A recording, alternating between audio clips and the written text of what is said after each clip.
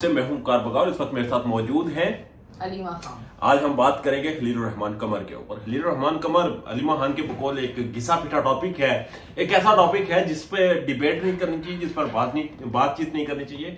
मगर मेरा पॉइंट ये है कि इस पर बात करेंगे। अलीमा खान, आप क्यों कह रही हैं बात नहीं करनी? क्योंकि ये टॉपिक अब पुराना हो चुका है। जो कार्रवाई पुलिस वालों ने करनी थी कर ली है, जो सजाएं मिलनी थी आपके सामने है, कुछ भी नहीं हुआ। जो FIR कटनी थी वो कट चुकी हैं, जो मुलजिम पकड़ने थे पकड़ ले चुके हैं। खलील रहमान कमर साहब इसमें के बीच में 10 इंटरव्यूज दे चुके हैं कि तुम्हारी वीडियोस, वो कह रहे थे आपकी वीडियोस आउट होंगी, आप मुंह छुपाने के बकौल आपके। इन शॉर्ट टॉपिक खत्म, टॉपिक इस तरह खत्म हो गया। टॉक ऑफ द टाउन अब बन नहीं रहा क्योंकि चीजें क्लियर हो चुकी हैं ना। आप देखिए हसन शाह की तरफ से जब वीडियो आई है तो सब लोगों ने खलील रहमान मीडिया का प्रेशर खलील रहमान पे पड़ना शुरू कर दिया कि देखिए आप कहते थे कि उस आमना अरूज की वीडियो आएगी, लेकिन यहाँ पे तो आपकी आ गई है। यहाँ पे दूध का दूध पानी का पानी हो गया। और उन्होंने अच्छा क्यों टॉपिक बंद हुए? क्योंकि खलील रहमान कमर साहब ने वीडियो की तस्दीक कर दी है। अब मैं कुछ कह सकता हूँ? जी जी, जान की अमान पाऊँ तो पहली बात यह कि मामला अभी तक अदालत में है। आमना अरूज की जमानत होनी है, आमना अरूज बाहर आएगी, स्टेटमेंट्स देगी, ब्ला ब्ला ब्ला ब्ला। एक मुकालमा होना था, एक डिबेट होनी थी, और उस डिबेट में पाकिस्तान के हालिया दिनों की शोबिज इंडस्ट्री की या मीडिया इंडस्ट्री की दो कंट्रोवर्शियल तरीन शख्सियात में बैठना था। और ये जब ये डिसाइड हुआ था, ये मुकालमा तब डिसाइड नहीं था कि ये दोनों कंट्रोवर्शियल होंगी। एक आयशा जानजेब और दूसरा साहिल अदीम, खलील रहमान कमर। तो उनके साथ साहिल अदीम तो पहली वो एपिसोड होगी ना इस मुकालमे में। आयशा जानजेब, एक और ऑडियंस को खबर दो, वो मुकालमा जो प्रोग्राम था उसको बिल्कुल शट डाउन कर दिया। वो शट डाउन क्यों हुआ? वो शट डाउन इसलिए हुआ, एक तरफ आयशा जानजेब जो कि होस्ट थी उसकी वो कंट्रोवर्शियल हुई, जबकि दूसरी जानब खलील रहमान कमर जो कि उनके प्राइम गेस्ट थे, जो वहां पर किसी की ऊंची आवाज बर्दाश्त नहीं कर सकते थे। बाहर चली रहा है। उन्होंने, आपको पता है वो क्या नाम था,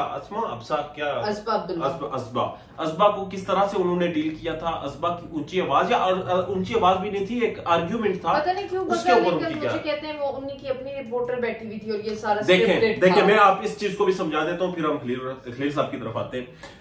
जब भी कहीं पर ऑडियंस बैठती है तो वो प्रोग्राम की ही अपने लोग होते हैं, प्रोड्यूसर, डायरेक्टर, उनके वो खुद भी वहीं पर बैठते हैं। जो उनकी टीम वो होती है, जो कि वेली होती है उस वक्त, उसे कहते हैं आपकी कुर्सी पर बैठ जाए। अलीमा खान सुन लें। और उसके बाद वहां पर वो लोग भी बैठते हैं जो उनके रिश्तेदार होते हैं। आप किसी भी, आप खुद एक चैनल में काम करती रही जहां पर मॉर्निंग शो होता था, वहां पर भी यही सिलसिला था कि आप बैठा लें, अगर एक प्रोड्यूसर है तो वो अपने जानने वालों को ले आएगा, उनके बच्चों को ले आएगा। इसी तरह ये 14 अगस्त आ रहा है, 14 अगस्त को आपको ये स्क्रीन पर जो बच्चे नजर आएंगे, ये बच्चे किसी ना किसी रेफरेंस से आते हैं, ये एडिटर्स को, और ये जो वहां के प्रोग्राम की या टीवी की मैनेजमेंट होती है, ये उन्हें अपनी पिक्चर्स भेजते हैं और उन्हीं की पिक्चर्स रखती है। टीवी पे जो ऑडियंस होती है, इन शॉर्ट वो वही होती है जो किसी न किसी रेफरेंस से आती है। तो असबा अब्दुल्ला अगर वहां पर बैठी हुई थी तो वो कोई प्लांट ही नहीं था। ये तय था कि असबा सवाल पूछेगी, मगर असबा एक इंडिपेंडेंट, एक पढ़ी लिखी खातून है। उन्हें जब उनके सामने खवातीन को 80% जाहिल कहा गया तो उन्होंने अपना आर्ग्यूमेंट रखा। वो सही गलत हो सकता था, उस पर डिबेट भी हो सकती थी, ताबूत की भी बात है, जो भी बेसिकली बात यह है कि वहां पर खलील रहमान कमर साहब असबा का आर्ग्यूमेंट बर्दाश्त नहीं कर पाए। वहां पर उन्होंने आंखें निकाली, उन्होंने कहा चुप करो, बाहर निकल जाओ। और आज आयशा जानजेब फिर भी लोगों को आंखें दिखा रही है, आज लोगों को फेस कर रही है। मगर खलील रहमान कमर साहब आज भी लोगों को फेस करने काबिल नहीं है। बात यह आयशा जानजेब के साथ डोमेस्टिक वायलेंस हुआ है, वो सबूतों समेत जो है आई है पुलिस थाने में, और उसने पूरी मीडिया को बताया, अपने चैनल्स को इंटरव्यू दिए हैं, और उसने इंसाफ मांगे। बच्चे उसके साथ खड़े हुए हैं और बच्चों ने कहा कि माँ खुला लेगी, खुला ले लिया।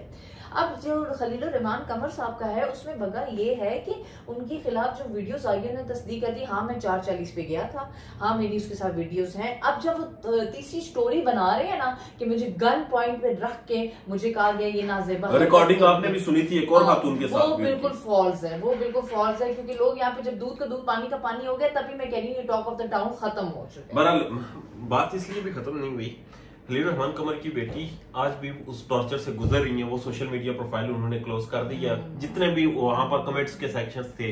दूसरी जन्म उनकी बीवी खलील रहमान कमर साहब के साथ नाखुश है, नाराज है, और अभी तक उनकी फैमिली का बयान यही है क्राइसिस चल रहा है, फैमिली क्राइसिस है, ट्रोलिंग हो रही है। अब जो खलील रहमान कमर साहब है, सॉरी टू से, वो कहीं बैठ के इंटरव्यू देने के काबिल नहीं रहे। वो इंटरव्यू में अगर किसी और को घटिया कहेंगे, किसी और को कहेंगे नाजेबा कपड़े पहनती, वो तो लोग यही कहेंगे पहले अपने गिरबान में शाम की अपनी वीडियोस कि जो आपने अभी ये वीडियो बनाने का मकसद यही है कि अभी जो आपने कहा कि खलील रहमान साहब आप किसी का मुंह दिखाने की या कहीं पर इंटरव्यू देने के काबिल नहीं रहे, उसकी वजह यह है कि आप वहां पर खड़े होकर कैसे किसी को कहेंगे कि मुंह बंद कर, कैसे कहेंगे शट अप, कैसे कहेंगे तुझे तमीज नहीं, कैसे आप हलाकियात का दर्स देंगे, कैसे आप खवातीन के हुकूक के लंबरदार बनेंगे। आप तमाम चीजों में एक्सपोज हो चुके हैं। बिल्कुल। और खलील रहमान कमर साहब इस वक्त हमारी मीडिया की जितनी भी पर्सनैलिटीज हैं उन तमाम लोगों के लिए खतरा है, उन तमाम लोगों के लिए एक बहुत बड़ा कैसे वो उनकी शख्सियत एक खतरा है कि आप अगर इस लेवल पर जाएंगे। देखिए आपकी बात को सेकंड करती हूँ कि अगर आपको इतनी शोहरत और इज्जत मिली है उसको संभाल के रखना चाहिए। उससे संभाल के रखें। अगर आप उसे संभाल के नहीं रखेंगे तो अल्लाह न करे, कल कहा जाता था कि अल्लाह तुम्हें खलील रहमान कमर बनाए, अल्लाह ना करे कि आप भी खलील रहमान कमर बने और आप भी उस टॉर्चर से, आपकी फैमिली, आपके करीबी लोग उस टॉर्चर से गुजरे जो कि खलील रहमान कमर साहब की एक गलती की वजह से उनकी फैमिली या उनके आसपास के लोग जिस टॉर्चर से गुजरे। एनीवेज खलील साहब की कोर्ट प्रोसीडिंग्स के ऊपर अगली वीडियो करेंगे। कोर्ट में क्या मामला चल रहे हैं, वहां पर वकीलों का क्या मौकफ है और अदालत में जजेस का क्या रुझान है, पुलिस की क्या कारकर्दगी है, कौन किसकी साइड है, ये सारी चीजें आपको बताएंगे। इजाजत दीजिए, अल्लाह ने।